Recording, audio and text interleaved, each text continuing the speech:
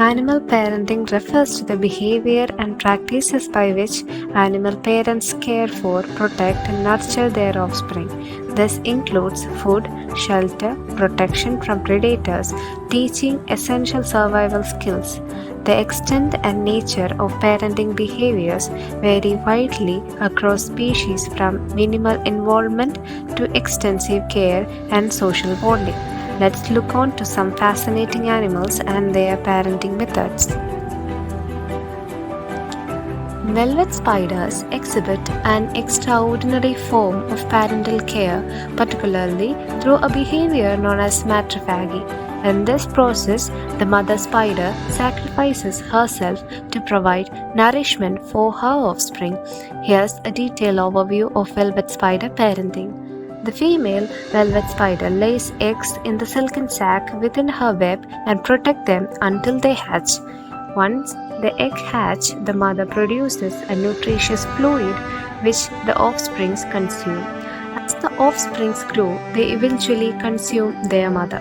This self-sacrificial behavior ensures that the offspring receive a substantial amount of nutrition, which increases their chances of survival. After consuming their mother, the spiderlings are better equipped to survive on their own and disperse to establish their own webs. The level of parental investment is quite rare and highlights the extreme length to which some species will go to ensure the survival of the offspring.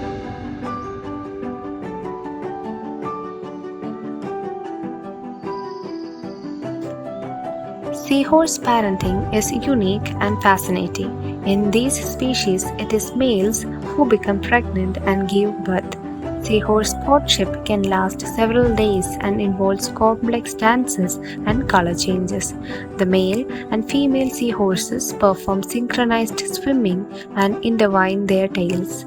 During mating, the female deposits her eggs into the male brood pouch in abdomen. The male fertilizes the egg internally and then he carries the egg in his brood pouch where they are protected and receive nutrients. Incubation period varies by species but typically lasts from 10 days to weeks. When the young seahorses are ready to be born, the male experiences contraction to expel them. They can give birth to thousands of young ones at once. After birth, the young ones are independent and receive no further care.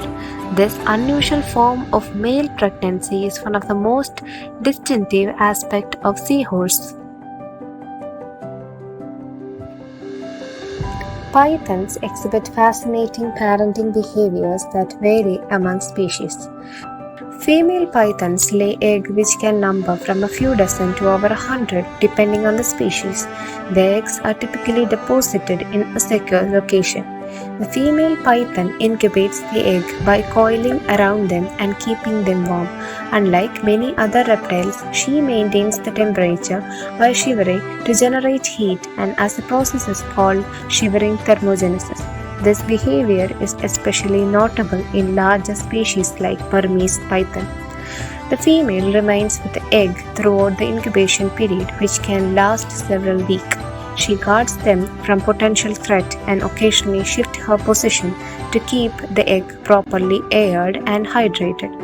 When the eggs are ready to hatch, the female's presence ensures that the hatchlings are protected during their emergence.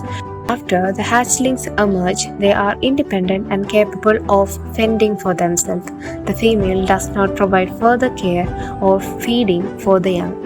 Python parenting is quite intensive compared to many other reptiles, and with the female playing a crucial role in ensuring the survival of eggs and newborns.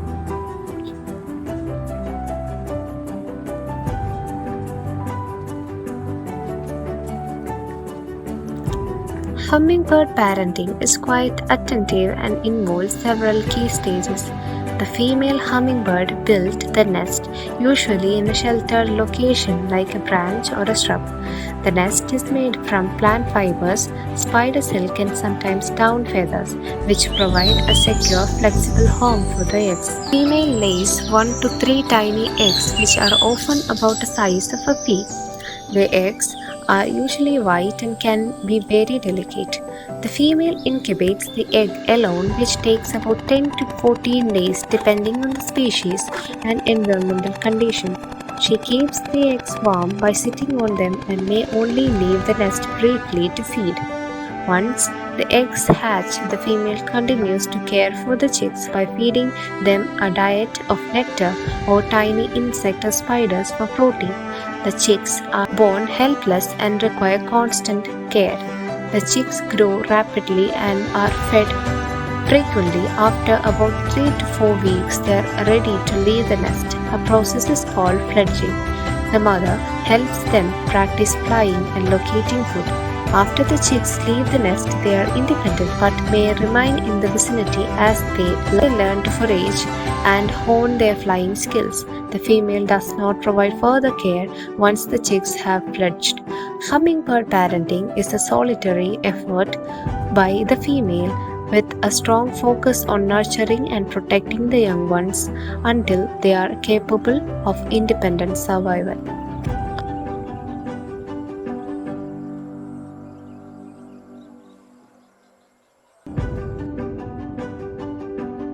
Sea otters exhibit distinctive and caring parenting behaviors which are crucial for the survival of their young ones. Female sea otters give birth in the water, often floating on their backs. Newborns are called pups, and they are born with dense fur that keeps them buoyant and warm. After birth, the mother keeps her pup on her belly and wraps it in kelp or seaweed to prevent it from drifting away while she forages.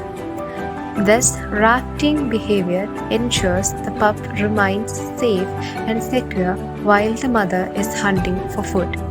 The mother provides milk to the pup by nursing, and she also brings food to the pup, which includes a variety of marine organisms like sea urchins, crab, and fish.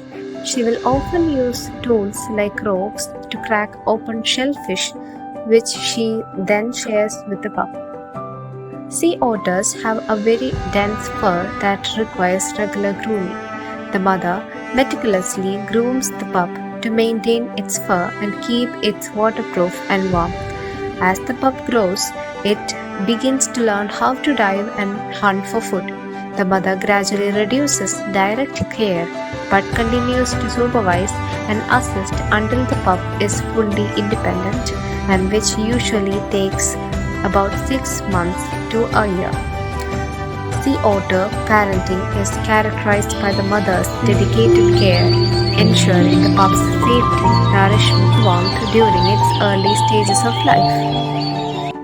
Waterbugs, particularly the giant waterbugs, exhibit a unique form of parental care where the male takes primary responsibility for caring the eggs. That's the key aspect of waterbug parenting.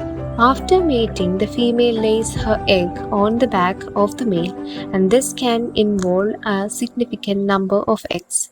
The male carries the egg on his back until they hatch, and this period can last for several weeks, during which the male takes several measures to ensure the egg's survival.